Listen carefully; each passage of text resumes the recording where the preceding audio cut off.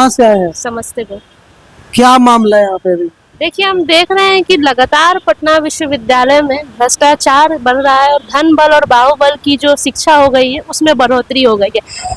लगातार गरीब वंचित शोषित बच्चे जो मजबूर होकर विश्वविद्यालय में पढ़ने आते हैं अपने सपनों को पूरा करने के लिए, उनके साथ लगातार डिस्क्रिमिनेशन हो रहा है।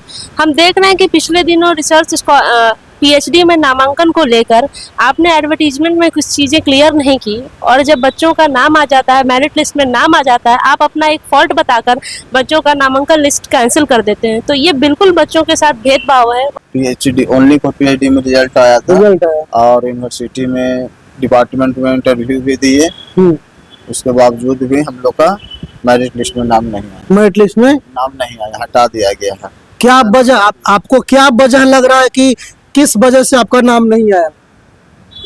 ये प्रशासन में तानाशाही चल रहा है, तानाशाही चल रहा है। जो जेन्युइन छात्र उसको हटा दिया जा रहा है और अदर यूनिवर्सिटी वाले छात्रों का नामांकन किया जा रहा है। निवास कुमार मेरा नाम हुआ।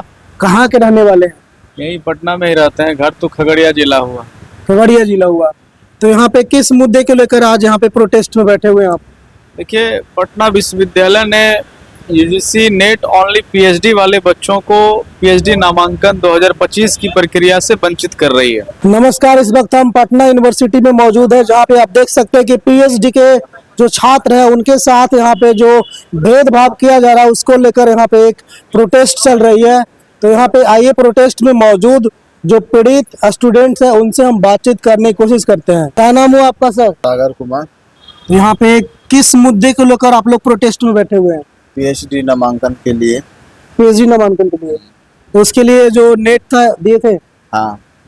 उसके बाद पीएचडी ओनली फॉर पीएचडी में रिजल्ट आया था रिजल्ट आया और यूनिवर्सिटी में डिपार्टमेंट में इंटरव्यू भी दिए, उसके बावजूद भी हम लोग का मेरिट लिस्ट में नाम नहीं आया। मेरिट लिस्ट में नाम नहीं आया, हटा दिया गया है। क्या वजह आपको क्या वजह लग रहा है कि किस वजह से आपका नाम नहीं आया? ये प्रशासन में तानाशाही चल रहा है। तानाशाही चल रहा है। जो जेन्युइन छात्र उसको हटा दिया जा रहा है और अदर यूनिवर्सिटी वाले छात्रों का नामांकन किया जा रहा है। क्या नाम हुआ आपका? निवास कुमार मेरा नाम हुआ। कहाँ के रहने वाले हैं? यही पटना में ही रहते हैं, घर तो खगड़िया जिला हुआ। खगड़िया जिला हुआ। तो यहाँ पे किस मुद्दे को लेकर आज यहाँ पे प्रोटेस्ट में बैठे हुए हैं आप? देखिए, पटना विश्वविद्यालय ने यूजीसी नेट ओनली पीएचडी वाले बच्चों को पीएचडी नामांकन 2025 की प्रक्रिया से वंचित कर रही है। यहाँ पे यूजीसी ने 3 कैटेगरी में रिजल्ट दे रही है 2024 से, और उसमें 3rd कैटेगरी जो है वो यूजीसी नेट ओनली पीएचडी है, जिसका वैलिडिटी 1 साल का है, यूजीसी ने दिया है और वह नेट ही है।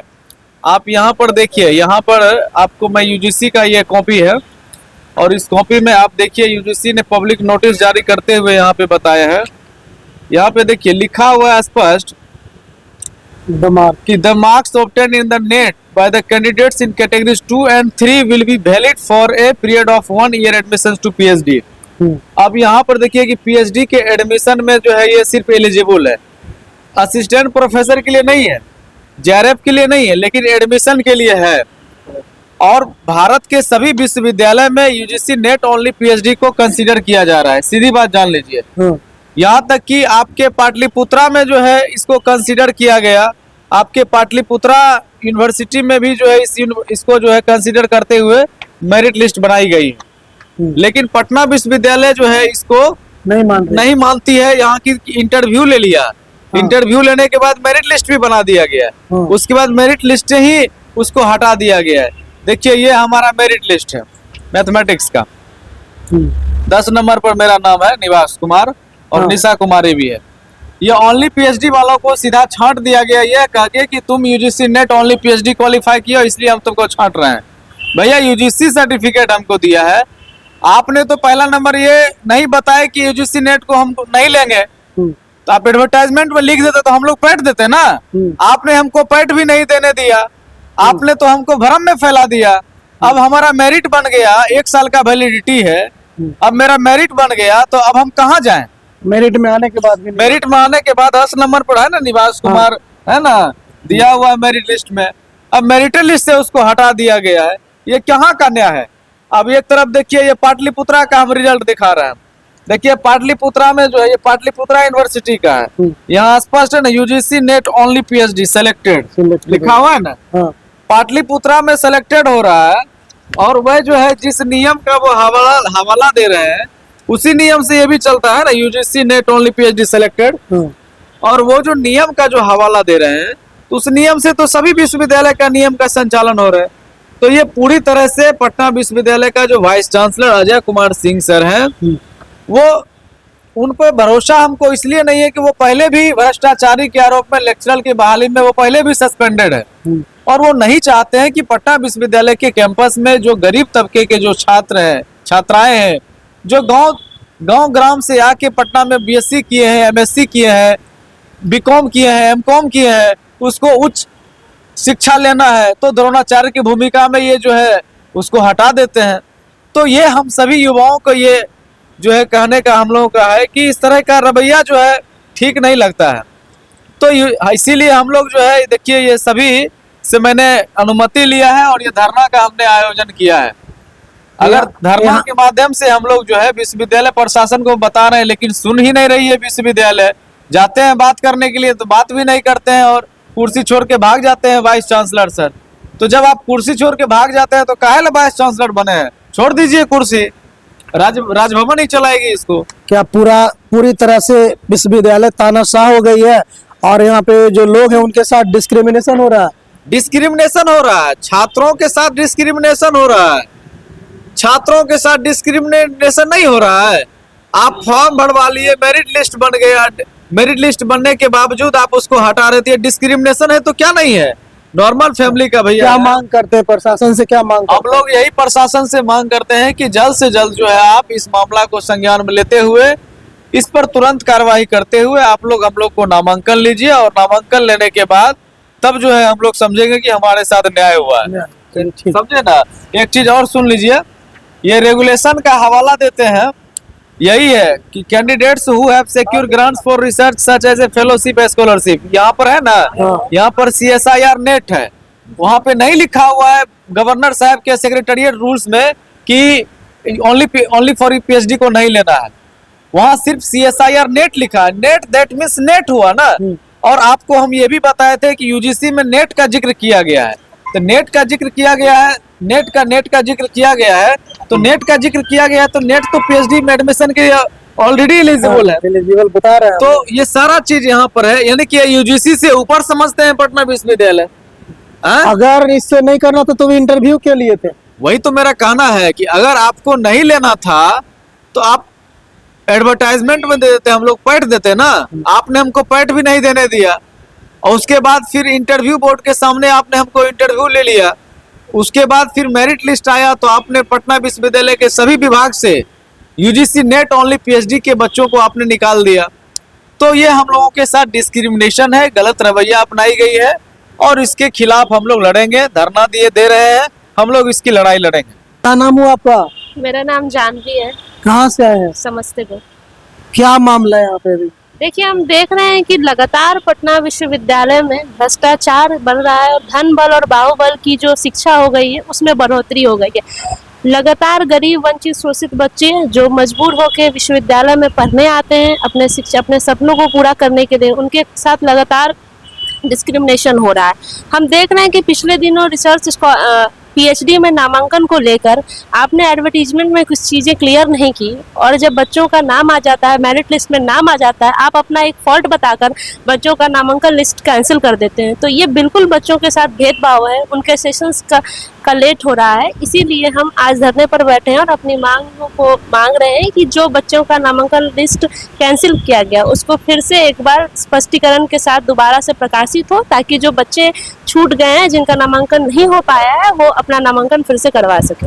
यहाँ पे जो शिक्षा मंत्री है उनसे क्या कहना चाहेंगे? वो तो अभी हाल ही में एक वीडियो देखा गया है कि कोई मतलब झाड़ फूक करने वाले से वो खुद झाड़ फूक करवा रहे हैं और आप लोग यहाँ पे PhD में एडमिशन के लिए मांग कर रहे हैं, तो उनसे क्या कहना चाहेंगे? देखिए हम देख रहे हैं कि बिहार की राजनीति अब नेको किड्स के ओर चली गई है।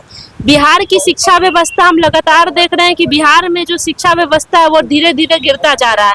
बिहार के शिक्षा मंत्री किसी मंदिर में जाके झाड़ फूक करवा रहे हैं, तो इससे बुरा दिन बिहार क्या देख सकता है, जहाँ पे बच्चे अपने सपनों को पूरा करने के लिए लगातार 14-15 दिन से भूख अनशन पे बैठे हैं और बिहार के शिक्षा मंत्री मंदिर में जाके अपना सर फुकवा रहे हैं। तो ये बिल्कुल दिखा रहा है कि यहाँ पे मंदिर में भी नहीं, ओझा के पास कहीं। जी, ओझा के पास गए हैं, वही। तो बिहार बिल्कुल ये दिखा रहा है, स्पष्ट रूप से दिखा रहा है कि बिहार अब शिक्षा के लिए नहीं जाना जाएगा, बिहार अब झाड़ फूक के लिए जाना, अंधविश्वास के लिए जाएगा। शिक्षा और अंधविश्वास में दोनों तो मतलब 36 का आंकड़ा है, तो जो शिक्षा मंत्री अंधविश्वास पर इतना मतलब लिप्त है, वो क्या शिक्षा पर कुछ ध्यान दे पाएंगे? बिल्कुल, अगर शिक्षा पे वो ध्यान देते तो आज पटना विश्वविद्यालय का यह हालत नहीं होता, जहाँ पे जो बच्चे हैं अपने नामांकन के लिए लगातार 15 दिन से अनशन कर रहे हैं। और हमारे जो VC है पटना विश्वविद्यालय के, उनके पास इतना समय नहीं है कि वो आके बच्चों से वार्ता करें। बच्चे अगर उनके पास वार्ता करने जाते हैं तो वो कुर्सी छोड़ के चले जाते हैं। आप पटना विश्वविद्यालय के VC हैं, आपको बच्चों की बातों को सुनना पड़ेगा और उनकी जो समस्याएं आप उनको सुनिए, उनके निदान करिए। लेकिन आप जो ये ढीठ रवैया अपनाए हुए हैं, तो बच्चे आपसे ज्यादा ढीठ है। बच्चे जो है इस बिहार की धरती की क्रांति से उत्पन्न हुए हैं, वो कैसे आपसे डर जाएंगे? हम लगातार अनशन कर रहे हैं और अपनी बात और अपनी मांगों को जायज तरीके से रख रहे हैं कि आप PhD में जो धांधली हुई है, जो भ्रष्टाचार हुआ है, आप उन पे कार्रवाई करिए, स्वच्छ तरीके से फिर से नामांकन लिस्ट जारी करिए, ताकि बच्चे फिर से अपना शैक्षणिक जो बहाल है, शैक्षणिक व्यवस्था उसको बहाल करके अपनी पढ़ाई लिखाई को जारी रखे। जिस तरह से आप देख रहे हैं कि आजकल जो नेताओं के जो बच्चे हैं बिना चुनाव लड़े मंत्री बन जा रहे हैं, लोग उनको विरोध भी कर रहे हैं, लेकिन फिर भी ना मानते हुए बस अपना निजी हक को साधने के लिए, स्वार्थ को साधने के लिए बिना परीक्षा बिना चुनाव लड़े मंत्री बन जा रहे हैं। और यहाँ पे जो बच्चे बिहार के हैं वो नेट क्वालिफाइड हो जा रहे हैं, इंटरव्यू भी दे रहे हैं, इनके बाद भी इनको मतलब एक एडमिशन नहीं लिया जा रहा है। तो इस पर मतलब प्रशासन से क्या कहना चाहेंगे? और जो मतलब देश के आम जनता जो है, जहाँ तक ये आवाज नहीं पहुंच रही, उनसे क्या कहना चाहेंगे? बिल्कुल, हम देख रहे हैं कि लगातार जो माहौल है, चुनाव को भी हाईजैक कर लिया जा रहा है बिहार में और पूरे देश में। जो है वो तानाशाही सरकार का रवैया हो गया। हमने देखा कि पहले तो हम चुनाव की बात करते हैं, बिहार और बंगाल में बिल्कुल पूरी तरीके से हमने देखा कि किस तरीके से तानाशाह के तरफ हमारी सरकार गई और उन्होंने सरकार बनाई, ठीक है। और उसके बाद भी बिहार में जो बिना चुनाव लड़े मंत्री और बिहार के मुख्यमंत्री बन जा रहे हैं, तो ये बिल्कुल दिखा रहा है कि भविष्य खतरे में है बच्चों का और शिक्षा तो बिल्कुल गिर चुकी है। हम देख रहे हैं कि जो नेट PhD के बच्चे हैं वो दर दर भटक रहे हैं और नेता और मंत्री के बच्चे मंत्री और CM बन जा रहे हैं। तो रवैया बहुत खराब है। अब जरूरत है बिहार के बच्चों को एक होकर अपनी शिक्षा प्रणाली को बदलने की, और सभी के साथ सबका मिलकर हम इस प्रणाली को बदलेंगे। सरकार कहती है कि बेटी बचाओ बेटी पढ़ाओ, और यहाँ पे बेटी जब पढ़ने आ रही है तो उनको यहाँ पे एडमिशन ही नहीं लिया जा रहा है, तो कैसे बेटी पढ़ेगी? हम तो देख रहे हैं लगातार हर दिन इंडेक्स रेट में रेपिस्ट का जो रेप हो रहा है वो लगातार बढ़ता जा रहा है। हम देख रहे हैं कि कुछ दिन पहले हमने देखा कि CM हाउस से 3 किलोमीटर पहले किसी बच्ची का रेप करके उसको फेंक दिया जाता है। तो आप बेटी को ना बचा पा रहे हैं ना बेटी को पढ़ा पा रहे हैं, बस चुनाव में जुमलेबाजी कर रहे हैं, बेटी बचाओ बेटी पढ़ाओ। तो बिल्कुल सरकार अपनी नीतियों पे खड़ी नहीं होती है। जब चुनाव आता है तो महिलाओं और लोगों को 10,000 रुपए दे के चुनाव का वोट खरीद लिया जाता है, और गरीबी इतनी है कि लोग बिक जाते हैं या फिर लोगों की मजबूरी हो जाती है, हमें नहीं पता। लेकिन बिल्कुल ना बेटी सुरक्षित है, ना महिलाएं सुरक्षित है, ना आज यहाँ के बच्चे सुरक्षित हैं। आपका आंदोलन आगे कब तक जारी रहेगा? हमारा आंदोलन बिल्कुल जारी रहेगा, और ये जो भ्रष्ट और जो ये ढीठ कुलपति है इसके खिलाफ हम आंदोलन करेंगे और बहुत अच्छे, इससे भी बेहतर वे में करेंगे, और अपनी बातों को, जायज बातों को हम लोग आगे बढ़ाएंगे और इसको बिल्कुल मानना पड़ेगा। ठीक है, best of luck. Thank you.